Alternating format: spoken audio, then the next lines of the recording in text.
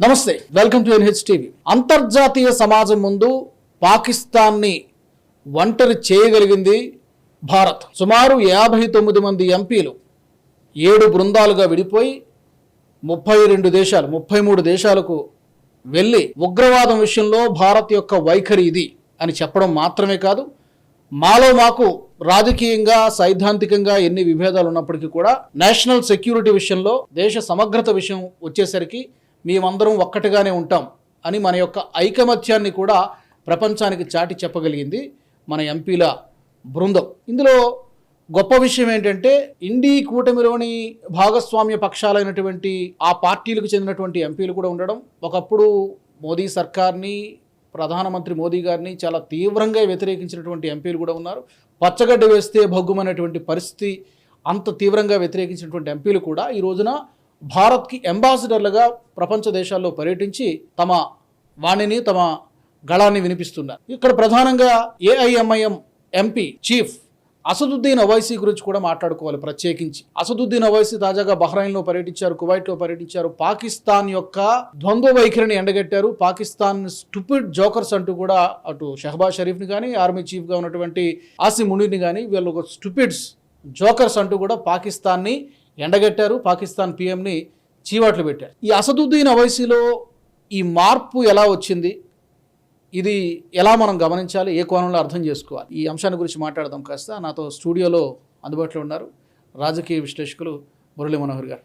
మురళి గారు నమస్తే. నమస్తే.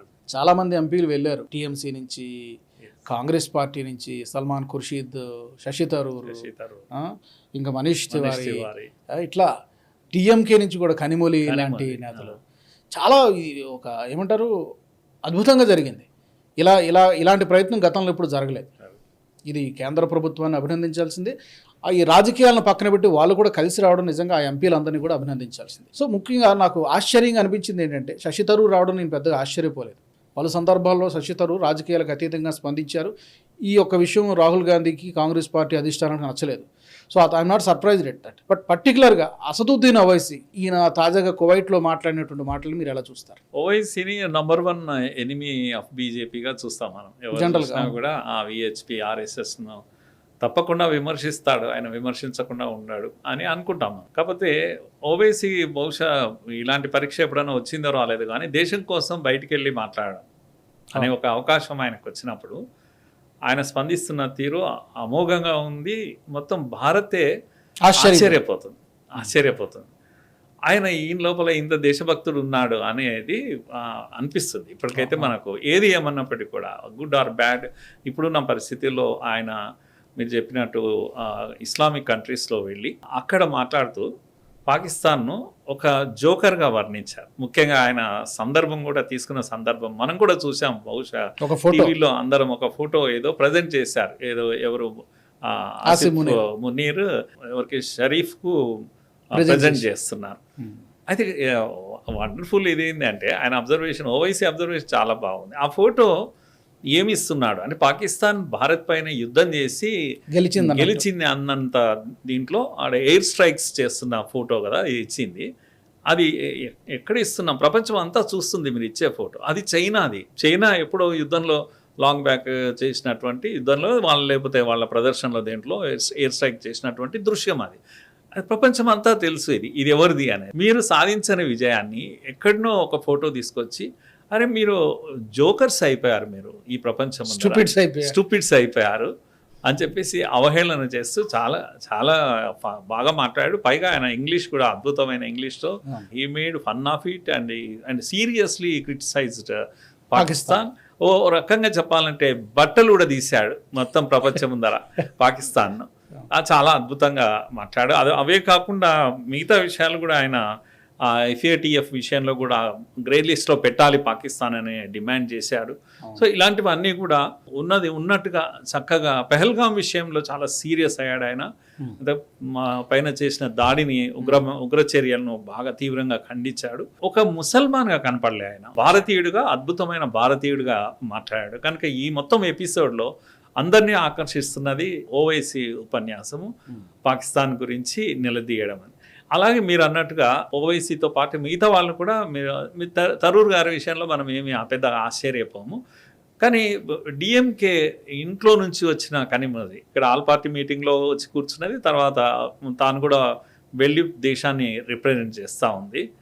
మోడీ గారు ఏం చేశారు ఇంతకు అర్థం కాలేదు ఎవరికి. ఒక్కసారి మీరు అన్నట్టుగా ఈ దేశ స్వాతంత్రం వచ్చాక ఈ దేశం ఇన్ని పార్టీలు, ఇన్ని కులాలు, మతాలు, ఇంత భిన్నత్వానికి పెట్టిన భారతదేశం ఒక్కసారి బయటికి వస్తే ఎట్లుంటుంది అనేది అద్భుతమైన ఒక ప్రదర్శన ప్రపంచానికి చూపించారు. పాకిస్తాన్ను మొత్తం ఈ అవుట్ రీచ్ ప్రోగ్రామ్ ఏదైతే ఉందో, ఈ అవుట్ రీచ్ ప్రోగ్రాంలో వీళ్ళంతా కలిసి చేస్తున్నది అంటే పాకిస్తాన్ను ఒంటరిని చేశారు, ప్రపంచాన్ని ఒక్కటి చేశారు, వీళ్ళు ఒక్కటయ్యారు, అందరూ పాకిస్తాన్ను ఒంటరిగా చేసి నిలబెట్టారు. తర్వాత మా ఫైట్ అనేది అవుతుందో, వీఆర్ ఫైటింగ్ అగెనిస్ట్ టెర్రరిజం, ఇది ప్రపంచ సమస్య, ఒక భారత్ సమస్య కాదు అని ప్రపంచాన్ని కలుపుపోయే ప్రయత్నం చేశారు. కనుక టార్గెట్ పాకిస్తాన్ కాదు, టార్గెట్ టెర్రరిజం, అది ఎక్కడ ఉన్నా. కనుక ఇప్పుడు పెంచి పోషిస్తున్నది అదే. మా యొక్క ఎయిర్ స్ట్రైక్స్ ఏవైతున్నాయో అందులో నిజాయితీ ఉంది అనేది ప్రపంచానికి చెప్పడం మొదలుపెట్టారు. కనుక ఎందుకు అంటే మేము ఒక్కొక్క సివిలియన్ చంపలేదు. ఈ ప్రజెంటేషన్స్ అందరూ అద్భుతంగా చేశారు, ఏ ఒక్కరు తక్కువ లేదు, చాలా అద్భుతంగా మాట్లాడారు. మంచి ప్రిపరేషన్ జరిగిందో మరి తెలియదు, కానీ భాష బాగా వచ్చిన శశి థరూర్తో పాటు అంతంతగా వచ్చిన మిగతా వాళ్ళు కూడా విషయాన్ని మాత్రం చాలా సూటిగా చెప్పగలిగారు, పాకిస్తాన్ను ఒంటరి చేయగలిగారు. దీంట్లో నేను చూస్తున్నది మాత్రం మరి మోడీ గారి రాజకీయంలో, భవిష్యత్ రాజకీయంలో ఏం చేస్తారో తెలియదు. ఎందుకంటే డిఎంకేను ఇంట్లో వెళ్ళి ఆపరేట్ చేస్తున్నారా అని కూడా నాకు అనిపిస్తుంది ఒక్కోసారి. లేదు ఎంఐఎంను కూడా రేపు నేషనల్ పాలిటిక్స్లో ఏమైనా ఆపరేట్ చేస్తున్నారా అర్థం కాని విషయం. ఎన్సిపి ఏమవుతుంది, ఎన్సిపి భవిష్యత్తులో అనేది కూడా ఇవన్నీ ప్రజలకు ఉండే అనుమానాలు ఉన్నాయి. ఏదైనా సాధ్యము మోడీ గారికి. విడిపోయిన ఎన్సిపి మళ్ళీ కలుస్తుందా అని కూడా అనిపిస్తుంది. కనుక శశి థరూర్ గారు ఒక మాట అన్నారు, వారు చాలా మంచిగా we are speaking in one voice and the voice of India అని. మేము ఒక గొంతుతో మాట్లాడుతున్నాం, అది భారత్ గొంతు మాత్రమే. కనుక I'm not Congress and somebody is not DMK and nothing అని.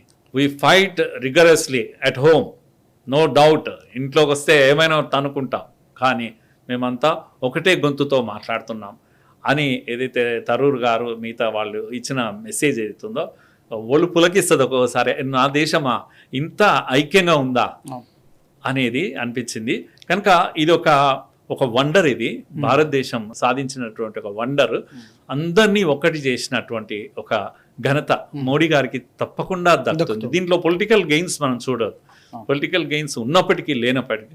కనుక దేశం ఇలా ఉండాలి సమయం వచ్చినప్పుడు అని. కానీ మరోవైపు ఇక్కడ నేషనల్ పాలిటిక్స్లో అక్కడ అలా జరుగుతూ ఉంది. ఇంకా ఆశ్చర్యం ఏంటంటే ఇక్కడ రాహుల్ గాంధీ గారేమో వెళ్ళేసి ఇన్ఫార్మర్గా మారిపోయారు. జయశంకర్ పాకిస్తాన్కు ముందే చెప్పారు, లేకపోతే ఇవన్నీ కూడా మాట్లాడమేతో అది దురదృష్టం. ఖర్గే గారు ఇంకొక మాట మాట్లాడతారు, ఏం పెద్ద విజయం కాదు. అసలు ఎన్ని మన ఫ్లైట్స్ ఎన్ని పడిపోయాయో అది చెప్పండి, లెక్క చెప్పండి అని ఇంకో దిక్కు మాట్లాడుతున్నారు. కనుక రాబోయే రోజుల్లో కాంగ్రెస్ ఎలా ఉండబోతుంది, అది రాహుల్ వాయిసా లేకపోతే థరూర్ వాయిసా, ఇది తెలుసుకునే స్థితి కాంగ్రెస్ కూడా ఏర్పడుతుందేమో. నిలబడాలంటే ఏదో ఒకటి తేల్చుకోవాలి వాళ్ళు. అలాంటి పరిస్థితి కూడా కాంగ్రెస్ వైపు చూస్తే మనం అనుకుంటాం. Anyhow it's a big victory of India. భారతీయులు సాధించిన గొప్ప విజయంగా ఈ అవుట్ రీచ్ ప్రోగ్రామ్ను ఒక అద్భుతమైన విషయంగా మనం భావించాలి. Correct. And coming back to Owaisi గురించి మాట్లాడితే, ఆ చూపించినటువంటి ఆసిమ్ మున్నీర్ ఇచ్చినటువంటి ఫోటో ఏదైతే ఉందో, ఆ ఫోటో ఇప్పటి ఫోటో కాదు, 2019 అప్పటి ఫోటో. చైనా ఆర్మీ డ్రిల్స్ ఏదో చేసినప్పుడు తీసినటువంటి ఫోటో, అది పాకిస్తాన్కి సంబంధం లేనటువంటి ఫోటో. ఆ ఫోటో తీసి చూపించి ఇది మా విజయం, భారత్పై సాధించినటువంటి విజయం అని చెప్పుకోవడం అంతకన్నా సిగ్గు చేయడం, అంతకన్నా జోకర్లు అయిపోయారు. ఇద్దరు జోకర్లు అయిపోయారు. అక్కడ వైస్ ప్రెసిడెంట్ ఉన్నారు, పిఎం ఉన్నాడు, ఆర్మీ చీఫ్ ఉన్నాడు. అందరూ స్టూపిడ్గా బిహేవ్ చేశారు, అందరూ జోకర్లు అయిపోయారు. ఈ విషయాన్ని ఓవైసీ చాలా సెటైరికల్గా చెప్పారు. అండ్ పహల్గాం విషయంలో కూడా ఖురాన్లో ఇలాంటిది లేదు, ఇస్లాం ఇలాంటిది సపోర్ట్ చేయదు, ఇలాగ అమాయకుల ప్రాణాలను తీసుకోవడం అనేది ఏ ఖురాన్ చెప్పలేదని చెప్పడం అనేది నాకు తెలిసి అసదుద్దీన్ ఓవైసీ నోటి నుంచి ఇలాంటి స్టేట్మెంట్స్ రావడం అనేది ఫస్ట్ టైం. ఏమో వండర్, మీరు చెప్పాలి. అది ఒక వండర్, అది నిజంగా కూడా. గులాం నబీ ఆజాద్ కశ్మీర్ వాయిస్ ప్రపంచమంతా అనిపించాడు, అది కూడా ఒక వండర్. అంటే మనం ఇక్కడ ముస్లిం హిందూ అని ఏం చూడడానికి రావడం లేదు. అది కూడా ఒక అద్భుతం. కాశ్మీర్ వాళ్ళకు వేరుపాటువాదం ఉంది వాళ్ళ లోపల, ఇవన్నీ ఏదైతే విష ప్రచారం బయట ఉందో, కానీ గులాం నబీ ఆజాద్ వెళ్ళడము, భారత్ వాయిస్ వినిపించడం వల్ల కూడా చాలా మంచి మెసేజ్ ప్రపంచ జనాలకు అందింది. కనుక గొప్ప వెరీ బిగ్ స్టెప్ ఇది మనం new direction and new thought Modi గారు ఇచ్చారు. ఈ దేశానికి ఒక మంచి ఇది ఇచ్చారు. భవిష్యత్తులో ఎప్పుడు గుర్తుంటుంది ఈ సమాజానికి. ఇంతమందిని కోఆర్డినేట్ చేసి, ఇప్పుడు మీరు మొదటి నుంచి చెప్పినటువంటి పేర్లు అసదుద్దీన్ ఓవైసీ, కనిమొలి, సల్మాన్ ఖుర్షీద్, మనీష్ తివారీ, అభిషేక్ బెనర్జీ, శ్రీకాంత్ షిండే, సుప్రియా సూలే, ఇలాంటి విభిన్నమైనటువంటి పార్టీల నుంచి వచ్చినటువంటి వాళ్ళని కేంద్ర ప్రభుత్వం మీద తీవ్రమైనటువంటి కోపం, రకరకాల వేరు అంశాల మీద ఉన్నప్పటికీ కూడా ఇంతమందిని ఒక తాటి మీదకి, ఒకే మాట మీదకి తీసుకురావడం అనేది గొప్ప విషయమే. ఈ ప్రభుత్వం సాధించిన గొప్ప విషయం, అది క్రెడిట్. ఈ ప్రభుత్వం, మోడీ ప్రభుత్వం సాధించిన గొప్ప విషయం. దేశం గర్వపడుతుంది ఈ విషయం. ఇది ఒకటి. తర్వాత యుద్ధం ప్రారంభం కన్నా ముందే అన్ని పార్టీలు ఒక్కటై ప్రధానమంత్రితో నిలబడి యుద్ధం విషయంలో మేము మీతో ఉన్నాం అని చెప్పడం కూడా ఇది చాలా వండర్ఫుల్ సైన్ ఇది. కనుక దేశం ఒక్కటిగా ముందుగా ఒక్కొక్క అడుగు ఇలా వేస్తూ పోవాలి, మనం బలంగా నిలబడగలుగుతాం ప్రపంచంలో. చిదంబరం గారు కూడా మాజీ కేంద్ర మంత్రి, ఆయన కూడా ఈ మల్టీ పార్టీ డెలిగేషన్ని ఈ విషయంలో వెల్కమ్ మోదీ గారిని అభినందించారు. జనరల్ గా ఆయన ఇప్పుడు ఏ పని చేసినా కూడా విమర్శించడమే ఉంటుంది, కానీ పర్టికులర్ గా ఈ విషయంలో మాత్రం చిదంబరం గారు కూడా కేంద్ర ప్రభుత్వం మాట్లాడాడు ఒక సందర్భంలో. ఆయన కూడా శశి థరూర్ ఎలా మాట్లాడాడు, ఆయన కూడా అలాగే మాట్లాడాడు. చాలా ఈ యుద్ధంలో కలిసి వచ్చింది ఏంటంటే దేశం ఒక్కటి అవుతుంది. ఇది మాత్రం చాలా గొప్ప విషయం. మనకు కాస్త ఆర్థిక నష్టం అక్కడ ఉండొచ్చు, కానీ బట్ ఒక్కటిగా నిలబడ్డారు. ఆయన ఆ మాట అయితే చాలా బాగా అన్నారు. మేము we fight at home rigorously, but we are together for India now. We have political differences. We have differences. We will fight, no doubt. అని ఇటువంటివి అన్నీ కూడా మాట్లాడడం, చాలా ఓపెన్గా మాట్లాడడం. మీరు అన్నట్టు ఫైనల్గా మాత్రం all credit goes to Owaisi మాత్రం హీ స్టూడ్ డిఫరెంట్లీ, కానీ దేశం అంతా కూడా అభినందించింది ఆయన. ఈ వైఖరి అన్ని విషయాల్లో కూడా తీసుకుంటే బాగుంటుంది. అంటే అన్నిట్లోనూ సమర్థించాల్సిన అవసరం లేదు, కన్స్ట్రక్టివ్గా ఉంటే చాలు. ఆయన అన్నది ఏంటి, when it comes to national integrity we are all one అనేటువంటి విషయం చెప్పాడు. అది అభినందించాల్సిందే. ఓవరాల్గా చూసుకుంటే టేక్ అవేస్, దీని ద్వారా నష్టం జరిగింది, కొంతమంది ప్రజలు చనిపోయారు, కొంతమంది సైనికులు చనిపోయారు, ఇదంతా ఓకే, డెఫినెట్గా ఒక బ్యాడ్ ఎక్స్పీరియన్స్. బట్ అయినప్పటికీ కూడా దీని ద్వారా పాకిస్తాన్కి ఒక వాళ్ళ వాపు చూసి ఇదంటారు బల్బు అనుకున్నారు, అది తేలిపోయింది. చైనాని చూసి విర్రవీగారు, అది ఏమీ పని చేయలేదు, అన్నీ కూడా చతికిల పడ్డారు. సో పాకిస్తాన్కి తనేంటో తనకు తెలిసి వచ్చింది. చైనాకి ఘోరమైనటువంటి అవమానం, వాళ్ళు ఇచ్చినటువంటి వెపన్సే కదా, అవన్నీ కూడా అట్టర్ ఫ్లాప్ అని తేలిపోయింది. పాకిస్తాన్కి ఘోర అవమానం, చైనాకి తలకిందు, వాళ్ళకు కూడా ఘోరమైనటువంటి అవమానం, పాకిస్తాన్కి పరాభవం, వాళ్ళ వెపన్స్ ఫెయిల్ అయిపోయినాయి.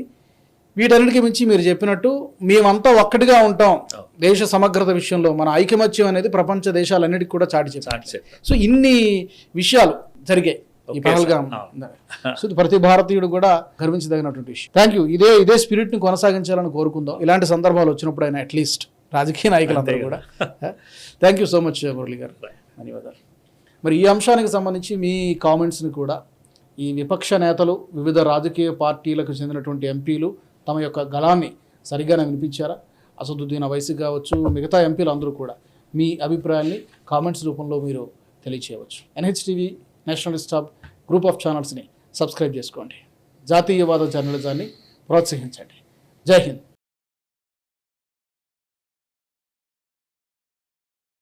ఈ వీడియో మీకు నచ్చినట్టయితే లైక్ చేయండి, 10 మందికి షేర్ చేయండి. అలాగే కామెంట్ల రూపంలో మీ అభిప్రాయాలను మాతో పంచుకోండి. Nationalist hub group of channels ను సబ్స్క్రైబ్ చేసుకుని తెలుగునాట జాతీయవాద జర్నలిజాన్ని ప్రోత్సహించండి. ఈ వీడియో కింద ఉన్న బెల్ ఐకాన్ పై క్లిక్ చేయడం మర్చిపోవద్దు.